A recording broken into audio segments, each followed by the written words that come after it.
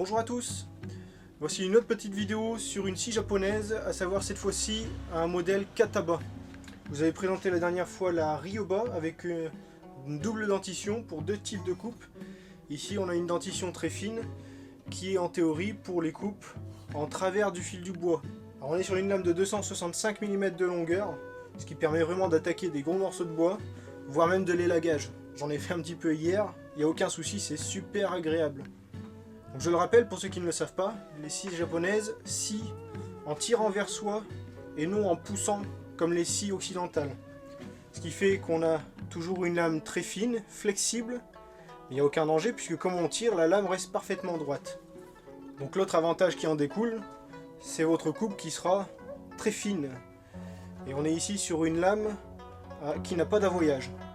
Les dents sont donc parfaitement droites. La dentition est vraiment agressive, faites attention, ça coupe vraiment très fort.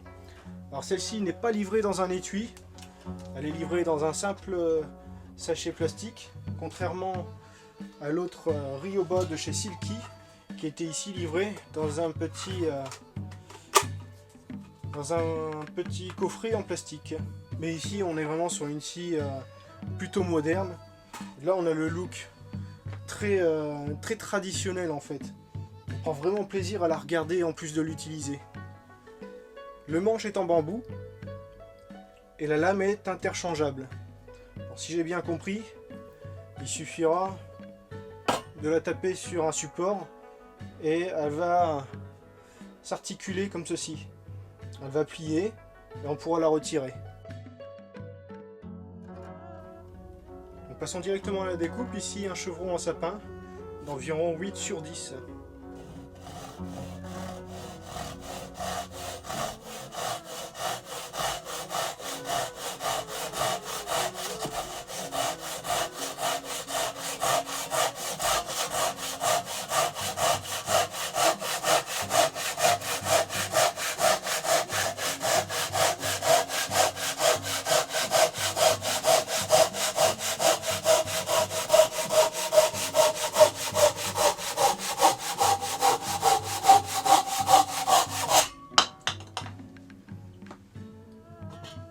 Voilà, la coupe est propre, rapide, on a très peu de marques sur le bois.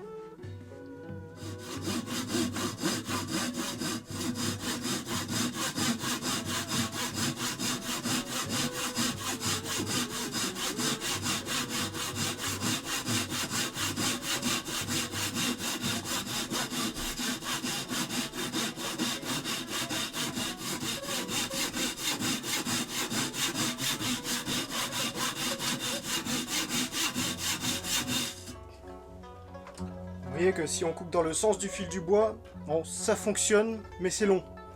Parce qu'on n'a pas la dentition adaptée pour ça. Si je prends maintenant ma scie, la Ryoba, avec la dentition faite pour le rip cut, c'est-à-dire dans le sens du fil du bois, on va voir que ça va aller un petit peu plus vite.